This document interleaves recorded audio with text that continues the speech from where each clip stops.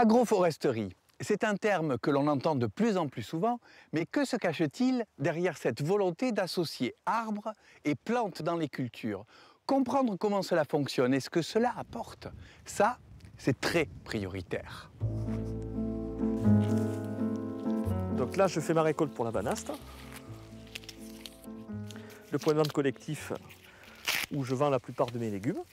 Toute ma production en fait, est écoulée en circuit court au sein de magasins de producteurs essentiellement et spécialisés en bio. Voilà. Il y a exactement 9000 m² de maraîchage et l'idée c'est que je mets en culture de manière échelonnée de façon à pouvoir livrer des petites quantités régulièrement. L'intérêt de l'arbre en fait, dans mon système de culture, c'est que pour moi en fait, c'est un abri climatique. Donc ici on a plus de 100 jours de Mistral par an et l'été un soleil très voire trop généreux. En fait, là, on observe bien que l'ombre que l'arbre procure à mes choux, quand je les ai repiqués, c'est-à-dire que vous étiez au stade de petits plants, en fait, c'était un avantage de pouvoir bénéficier de cette ombre parce que du coup, on est en plein été, il fait très chaud. Et pour eux, c'est quand même important d'être abrité et d'être préservé de cette trop forte chaleur. Par souci de diversité, Nicolas a intercalé des pommiers et des poiriers avec ses figuiers. Mais avec le recul, il constate qu'il est plus maraîcher qu'arboriculteur. Si c'était à refaire, je n'implanterais que du figuier. Par contre, le pommier, c'est un arbre qui nécessite plus de soins. Et dans ma façon de conduire mon système, en fait, je le néglige un peu. Non pas parce qu'il n'est pas adapté à l'agroforesterie, mais parce que moi, la façon dont je l'ai implanté fait que je ne peux pas m'en occuper comme il faut. Aujourd'hui, une nouvelle étape est franchie avec la création de l'association Agroforesterie Provence-Alpes-Méditerranée. La PAM sert à la fois à les diffuser, mais aussi à accueillir d'autres agriculteurs qui souhaiteraient implanter ou développer des projets agroforestiers et du coup bénéficier à la fois de cette expérience et aussi de l'accompagnement technique. Voilà, donc je suis en train de livrer la banaste à un magasin paysan à Lys-sur-la-Sorgue. Donc c'est un magasin producteur. On mutualise avec, entre paysans un espace de vente.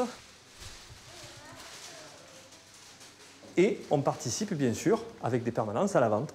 Au-delà du rôle d'abri climatique, la complémentarité arbres et plantes profite également à la vie du sol, aux bactéries et à la mycorhize, cette symbiose champignons et racines. C'est un peu comme si j'avais décoré mon bureau. Donc l'idée c'était d'avoir un bureau aussi où j'ai envie d'y aller et passer mes journées.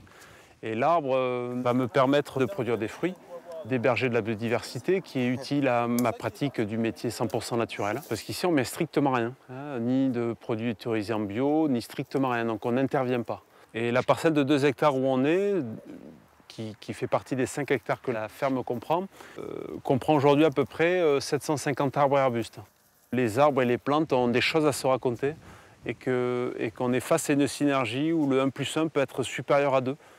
Ils peuvent s'apporter mutuellement via les systèmes racinaires et les fertilisations croisées, vont s'apporter un enrichissement mutuel. Les navets, on les mettra tout au bout et on mettra les épinards au milieu. C'est pas fait par hasard, hein.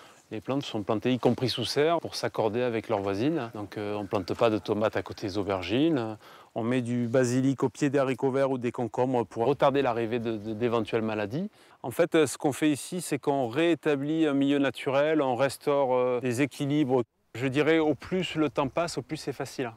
Au plus le sol retrouve de son vivant, au plus la biodiversité animale et végétale est en place, au plus c'est facile pour moi de faire mon métier.